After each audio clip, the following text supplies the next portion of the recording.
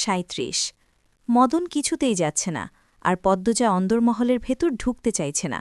সে বারবার বলছে, আমি একটু হাঁটব এদিকে, আপনি যান। রাইতের বেলায় একলা থাকবেন, আমার কাম আপনারারে দেইখা রাখা। এদিকে তো আলো জ্বলছে, উনিও আসবেন এখন, আপনি যান। আর আপনার পা তো কাদামাখা, বেশিক্ষণ এভাবে না থেকে ধুয়ে আসুন। মদন পায়ের দিকে তাকাল, লুঙ্গির হাঁটু অবধি তুলে বেঁধে রাখা। সে হেসে বলল, আচ্ছা, তাইলে আমি ধুয়ে আইতাসি, বেশিক্ষণ লাগব না। আচ্ছা, আসুন। মদন চলে যেতেই পদ্মজা ফুস করে নিঃশ্বাস ফেলল। গলার মাঝে যেন কাঁটা বিঁধেছিল। বাড়ির পিছনে যাওয়ার জন্য পা বাড়াতেই দেখলে পেল আমিরকে। আমির আলোকঘর পেরিয়ে এদিকেই আসছে। পদ্মজার ঘুরে দাঁড়াতে পারল না, আলোকঘরের দিকে চেয়ে রইল। আমির পদ্মজাকে দেখতে পেয়ে লম্বা করে হাসল, বলল, পদ্মবতী কি আমার জন্য অপেক্ষা করছে? বোধহয় করছি। আমির ভ্রুকুটি করে বলল, বোধহয় কেন? ঘরে একা ভালো লাগছিল না, তাই হাঁটতে বের হয়েছিলাম। আপনি নামাজ পড়েছেন? এই যে মাথায় টুপি, মসজিদ থেকে আসলাম। পদ্মজা আর চোখে অন্দরমহলের ডান দিকে তাকায়। সেখানে কি সে যেতে পারবে না? পদ্মজা উসখুস করতে থাকল। আমির পদ্মজাকে পিছন থেকে জড়িয়ে ধরল। আমিরের কাজে পদ্মজা হতভম্ব হয়ে গেল। দ্রুত এদিক ওদিক তাকিয়ে দেখল কেউ আছে নাকি। এরপর আমিরের হাতের বাঁধন ছুটানোর চেষ্টা করতে লাগল, আর বলল, ছাড়ুন, কেউ দেখবে। কেউ দেখবে না, এদিকে কেউ নেই। আমিরের কণ্ঠ মোহময়। সে পদ্মজার ঘাড়ে থুতনি রাখল। এরপর ঠোঁটের ছোঁয়া লাগাতেই পদ্মজা কেঁপে উঠল। জোর করে আমিরের হাতের বাঁধন ছুটিয়ে সরে গেল, বলল, আপনি ঘরে যান। আচ্ছা, চলো। আপনি যান, আমি আসছি। কেন, তুমি কোথায় যাবে? পদ্মজার নিচের ঠোঁট কামড়ে কিছু ভাবল, এরপর বলল, আলোক ঘরে যাব।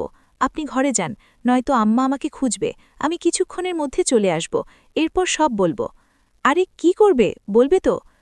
আপনি যান না। পদ্মজা ঠিলে আমিরকে গন্দরমহলের দিকে পাঠাল। আমির অসহায় মুখ করে জিজ্ঞাসা করল, আমিও থাকি? আপনি ঘরে গিয়ে বসবেন, আর আমি চলে আসব। পদ্মজার অনুরোধ ফেলা যাচ্ছে না। আমির না চাইতেও অন্দরমহলে চলে যায়। পদ্মজা এক নিঃশ্বাসে দৌড়ে অন্দরমহলের ডান পাশে চলে আসে। সঙ্গে সঙ্গে রানীর মুখোমুখি হয়।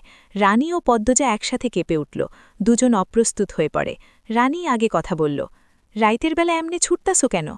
পদ্মজার মাথা থেকে ঘুমটা পড়ে গেছে সেই কখন।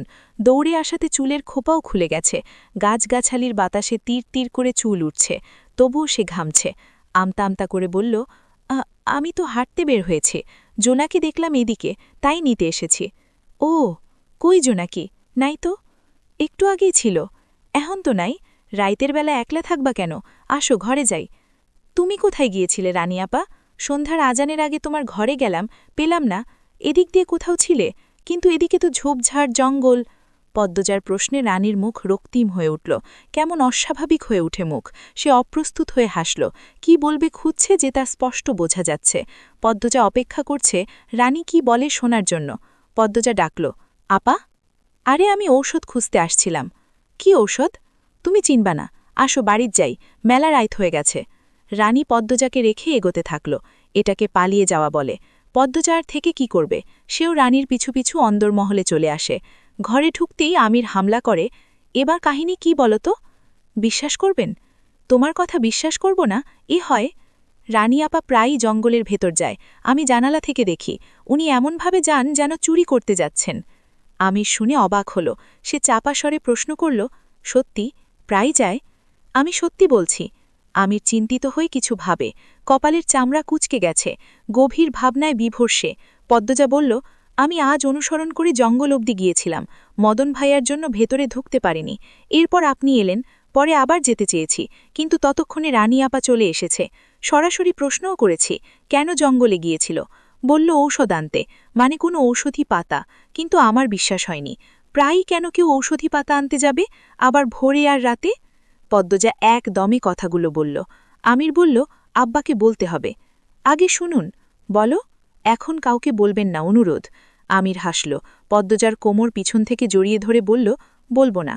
আপনি কারণে অকারণে ছোঁয়ার বাহানা খোঁজেন, এটি পাপ তো নেই। খাওয়ার সময় হয়েছে, চলুন। ঠিক সময় না গেলে আম্মা চিল্লাবেন। আম্মারা চিল্লাই, তোমাকে খয়েরি রঙে বেশি সুন্দর লাগে। আমি তো খয়েরি শাড়ি পরিনি। পুরো কথা বলতে দাও। আচ্ছা, বলুন। আর কালো রঙে আবেদনময়ী লাগে, আকর্ষণীয়। আমির ফিসফিস করে কথাটা বলল। পদ্মজার কানে ঘাড়ে আমিরের নিঃশ্বাস ছিটকে পড়ে। সে ঘুরে আমিরের দিকে তাকায়, আবার চোখ সরিয়ে নিয়ে বলল, আপনি সবসময় আকর্ষণীয়। আমির হৈ হৈ করে উঠল, সত্যি? কত কত দিন পর একটু প্রশংসা করলে। আল্লাহ! পদ্মজা মৃদু আওয়াজ করে হাসল, বলল, প্রশংসা শুনতে খুব ভালোবাসেন? অবশ্যই, তবে বউয়ের প্রশংসা করতে আরও বেশি ভালোবাসি। আমির আরও শক্ত করে পদ্মজার কোমর আঁকড়ে ধরে। পদ্মজা আমিরের 2 হাত ধরে বলে, আপনি সবসময় এত শক্ত করে কেন ধরেন? গায়ের জোর দেখান? কেন, ভালো লাগে না? মোটেও না, আদর করে ধরবেন। আমির হাতের বাঁধন কোমল করে দিয়ে বলল, লজ্জার ছিটে ফোঁটাও গিলে ফেলছ দেখছি। বিয়ের এতদিন পরও কোন মানুষটা লজ্জা পায় আমাকে দেখাবেন। আমি অত ভং ধরতে পারব না। কি ঝাঁজ কথায়। এবার ছাড়ুন। ইচ্ছে হচ্ছে না। আবার শক্ত করে ধরেছেন। যদি দৌড়ে পালাও? পালিয়ে আর যাব কতটুকু? আমির পদ্মজাকে নিজের দিকে ফিরিয়ে এক হাতে কোমর চেপে ধরল। তখনই লতিফা হুড়মুড়িয়ে ঘরে ঢুকে। পদ্মজা আমির দুজন দুদিকে ছিটকে যায়। আমির ধমকে উঠল, লুতু, কতবার বলছি, না বলে ঘরে ঢুকবি না। আমাদের তো নতুন বিয়ে হয়েছে নাকি? পদ্মজা খেয়াল করে আমির কথাগুলো রাগে বলার চেষ্টা করলেও রাগের মতো হয়নি। পদ্মজার হাসি পেল। লতিফার মুখের অবস্থা দরজার চিপায় পড়ার মতো। সে আমিরকে ভীষণ ভয় পায়। কাচুমাচু হয়ে বলল, খালাম্মা খাইতে যাইতে কইছে।